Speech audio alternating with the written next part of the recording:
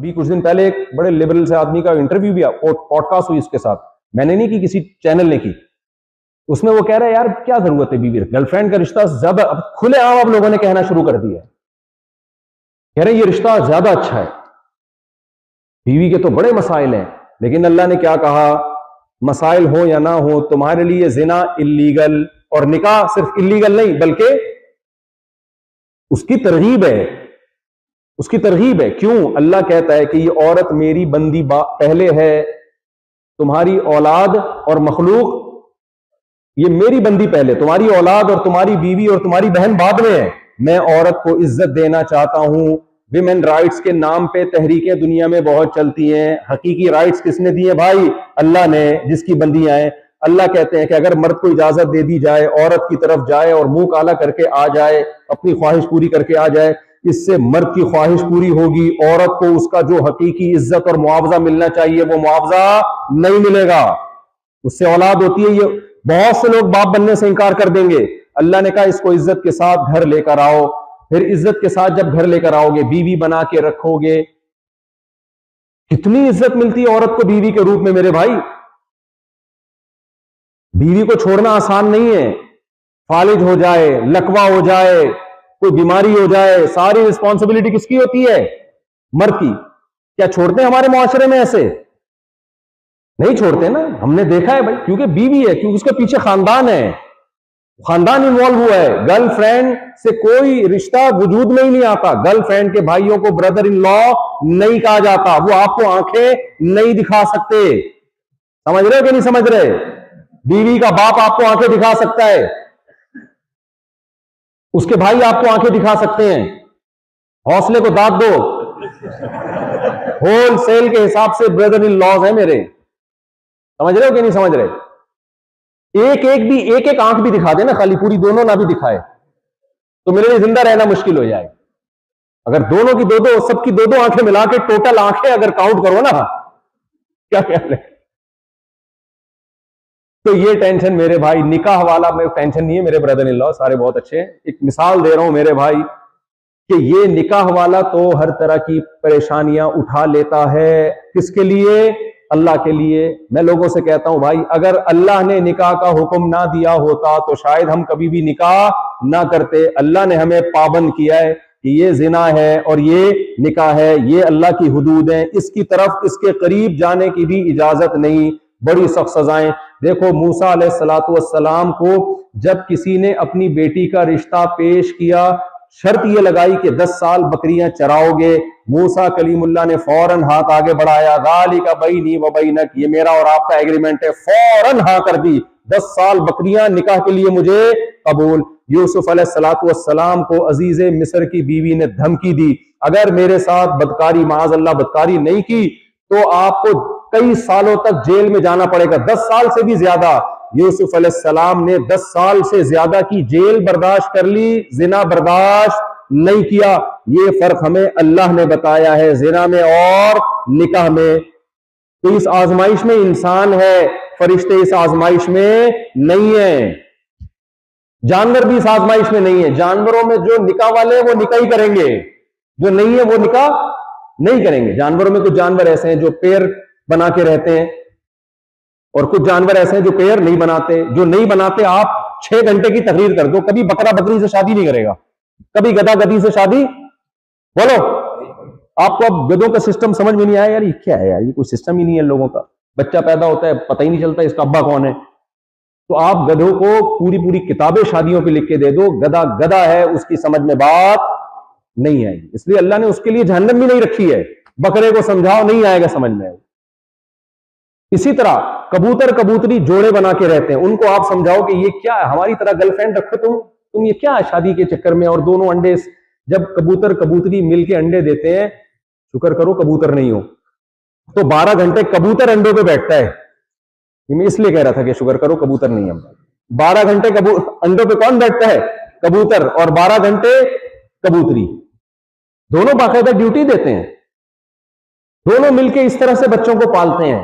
پھر جب بچے نکل آتے ہیں تو پھر 12 گھنٹے کبوتر کما کے لاتا ہے اور 12 گھنٹے کبوتریا جو کبوتری ہے تو انسانوں میں اللہ نے جو سسٹم بنایا وہ انسانوں کے لیے تھوڑا سا ڈفرینٹ بنا دیا. دونوں مل کے پالیں گے لیکن پالنے کا طریقہ دونوں کا ڈفرینٹ.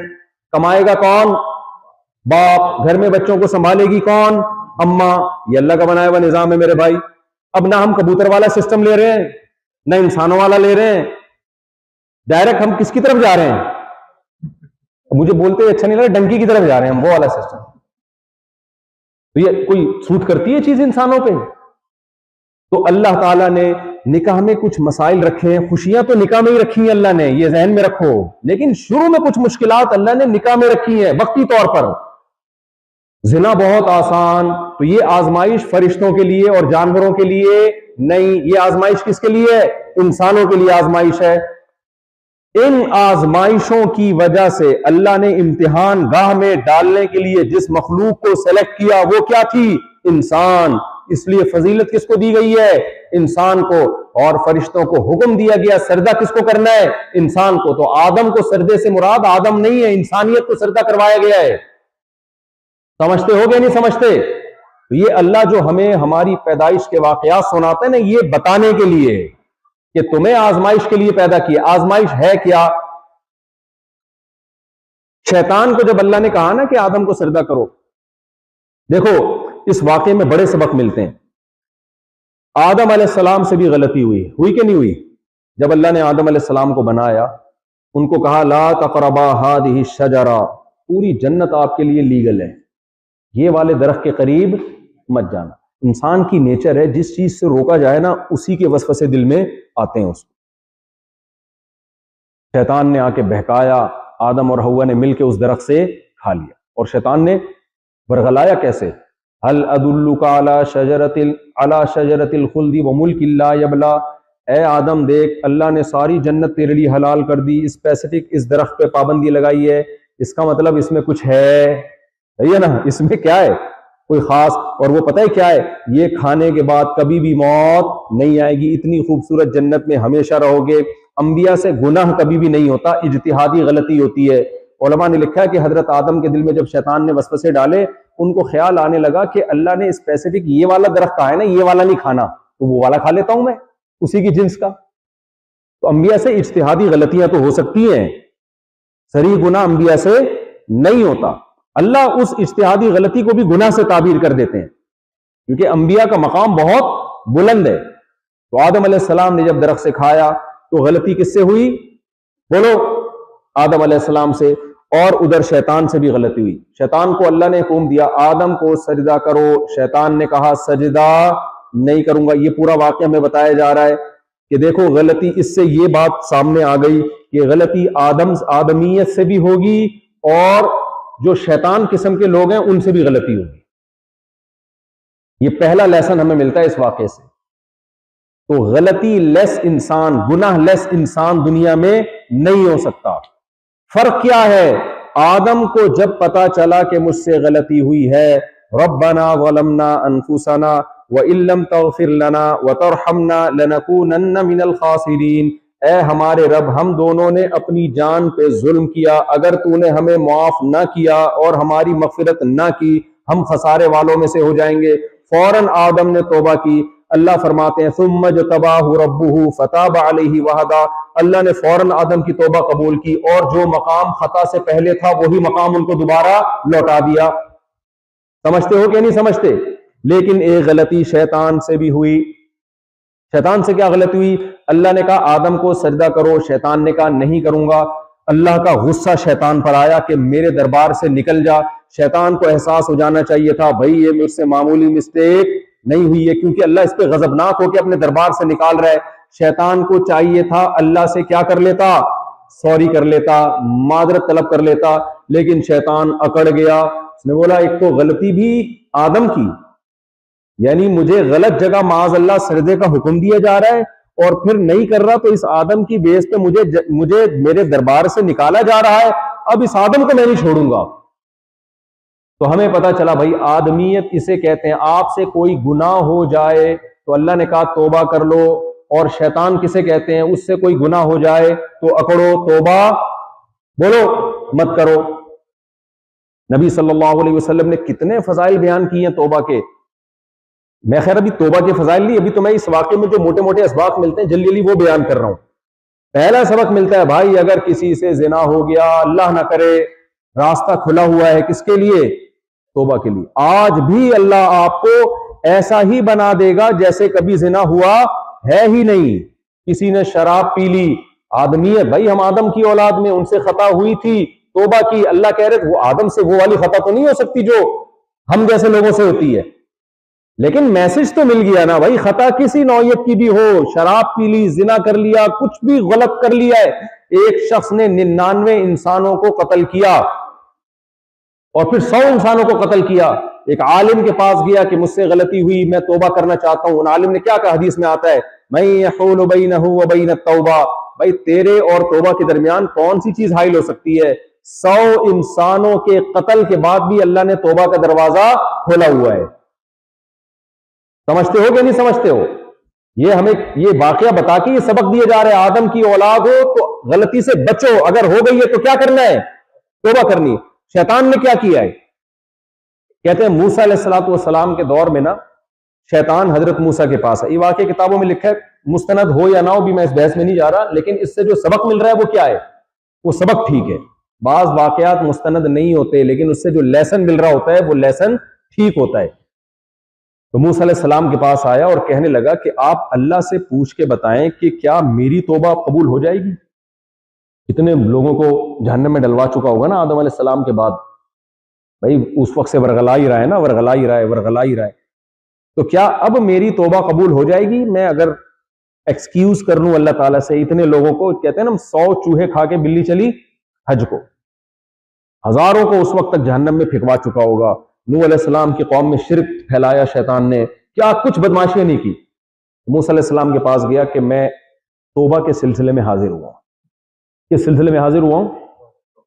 اللہ سے آپ پوچھ کے بتائیں کہ شیطان یہ پوچھ رہا ہے کہ اگر میں توبہ کر لوں تو کیا میری توبہ قبول ہوگی؟ کہتے ہیں موسیٰ علیہ السلام نے اللہ سے پوچھا، اللہ نے کہا بالکل، کیوں نہیں ہوگی بھائی، میرا قاعدہ سب کے لیے، کتنا بڑا گناہگار ہو اگر وہ دل سے توبہ کر لے تو توبہ قبول. موسیٰ علیہ السلام نے آگے جب شیطان کو بتایا کہ اللہ قبول کرنے کے لیے تیار ہے، تو شیطان نے پوچھا کہ اللہ سے پوچھیں کہ اس کا طریقہ کیا ہے. تو اللہ نے جب شیطان نے موسیٰ علیہ السلام نے اللہ سے پوچھا تو اللہ نے کہا کوئی بات نہیں، اصل میں تو آدم علیہ السلام کو سجدے کا حکم دیا تھا، اب آدم تو ہے نہیں، ان کی قبر ہے، قبر کو جا کے سجدہ کر لو، میں یہی مان لوں گا کہ آدم کو سجدہ کیا. تو موسیٰ علیہ السلام نے شیطان سے کہا کہ بھئی مبارک ہو، آپ کی توبہ قبول ہو سکتی ہے، جا کے آدم کی قبر ہے ان کو سجدہ کر لو.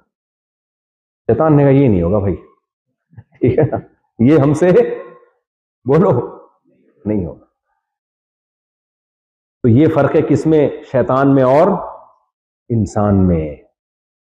اور اس سے بھی پتہ چلا کہ توبہ کی قبولیت میں یہ نہیں ہے استغفار یا استغفر اللہ کی تسبیح. توبہ کہتے ہیں پچھلے گناہ کو چھوڑ دینا، پچھلے گناہ پہ اللہ سے معافی مانگنا، اس وقت چھوڑ دینا اور آئندہ نہ کرنے کا عزم کرنا. ایک سبق ہمیں اس سے یہ ملا. دوسرا سبق ہمیں اس واقعے سے کیا ملتا ہے؟ دوسرا سبق یہ ملتا ہے جب شیطان نے کہا نا کہ اے اللہ میں ان کو تیرے راستے سے ہٹاؤں گا، میں ان کو گمراہ کروں گا، تو شیطان نے جو اس کے لیے ورڈ استعمال کیا، ورڈنگ جو شیطان کی وہ کیا تھی؟ اور شیطان کے اس سینٹینس کو اللہ قرآن میں ذکر کر رہا ہے. دیکھو دشمن کے، جب کوئی آپ کو آپ کے دشمن سے ڈراتا ہے نا، ادھر توجہ، جب کوئی آپ کو آپ کے دشمن سے ڈراتا ہے کہ تمہارا یہ دشمن ہے، یہ اس سے ہوشیار رہو، تو آپ فوراً پوچھتے ہو بھائی وہ کیا کرے گا میرے خلاف؟ تو آپ بتاؤ گے وہ یہ کرنا چاہتا ہے تمہارے خلاف، وہ تمہیں قتل کرنا چاہتا ہے یا تمہاری عزت کو اچھالنا چاہتا ہے. اس طرح سے آپ دشمن سے ہوشیار کرتے ہیں نا کہ دشمن کے ارادوں پر مطلع کر دیں. تمہیں بندوق سے مارنا چاہتا ہے، تمہیں بم سے اڑانا چاہتا ہے، تمہیں زہر دینا چاہتا ہے، تاکہ اگر اس نے کہا کہ آپ کا دشمن آپ کو زہر دینا چاہتا ہے تو آئندہ آپ کیا کرو گے؟ ہمیشہ کوئی مشروب پینے سے پہلے تحقیق کرو گے بھائی اس میں کسی نے زہر تو نہیں ملایا. آپ گولی اور بم سے نہیں ڈرو گے، آپ ہمیشہ کھانے میں احتیاط کرو گے. ایسا ہی ہے نا، اگر کسی نے آپ کو آ کے رپورٹ دی آپ کا دشمن آپ کو چاقو سے قتل کرنے کا ارادہ کرتا ہے تو آپ کیا کرو گے؟ بھائی گولی اور بندوق سے اتنا آپ کو مسئلہ نہیں ہوگا، آپ جو بھی آپ سے گلے ملنے کے لیے آ رہا ہے آپ کو ڈر لگے گا، کیونکہ بندوق والا گلے مل کے نہیں مارتا، دور سے مارتا ہے. آپ فوراً بولو گے بھائی ایسا نہ ہو کہ اس کے بعد میں آئندہ کسی سے گلے ملنے کے قابل نہ رہوں. اس طرح سے آپ ہوشیار ہو جاؤ گے نا دشمن سے. بھائی پولیس بلائیں یا کوئی انگلش میں بیان کروائیں, ان کو اردو میں سمجھ میں نہیں آ رہا.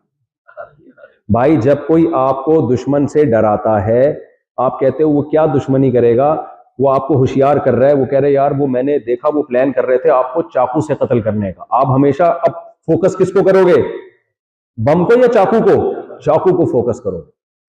آپ کو آ کے بتایا کہ آپ کا دشمن آپ کو زہر دے کے, کھانے میں زہر ملا کے مارنا چاہتا ہے, آپ ہمیشہ کھانے کو سون کے استعمال کرو گے, تحقیق کرو گے, یا ٹفن میں اپنا کھانا خود لے کے گھومو گے, اس طرح سے ہوشیار ہو جاؤ گے.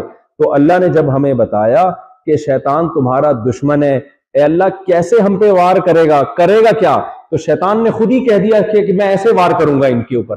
تو اللہ نے شیطان کا وہ سینٹنس قرآن میں ذکر کر کے ہمیں بتا دیا کہ اس کا طریقہ واردات یہ ہے, اس کا ہدف یہ ہے, واردات کا طریقہ کیا ہے وہ بھی بتا دیا, گمراہ کرے گا کیسے وہ بھی بتا دیا, اور انہیں نقصان پہنچانے کے لیے طریقے کیا استعمال کرے گا اور نقصان پہنچائے گا کیسے, دونوں چیزیں اللہ نے بتا دی.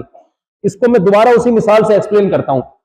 آپ کو آ کے کسی نے بتایا کہ بھئی آپ کا جو دشمن ہے وہ آپ پہ چاقو سے وار کرے گا, ہوشیار کر رہا ہے, آئندہ آپ کس سے ہوشیار ہو جاؤ گے, چھری چاقو سے. پھر وہ یہ بھی بتائے گا کہ وہ چاقو لے کے پہنچے گا کیسے آپ تک, اس نے اس کے لیے طریقہ کیا اختیار کیا ہے. مثال کے طور پر وہ فلاں کھڑکی سے آئے گا, اس کا یہ پلان ہے 2 بجے آئے گا اور ایسے یہاں سے گھسے گا, تو آپ کس کو فوکس کرو گے, اس ٹائم کو, اس کھڑکی کو, وہاں سے آنے کے سارے راستے بند کر دو گے.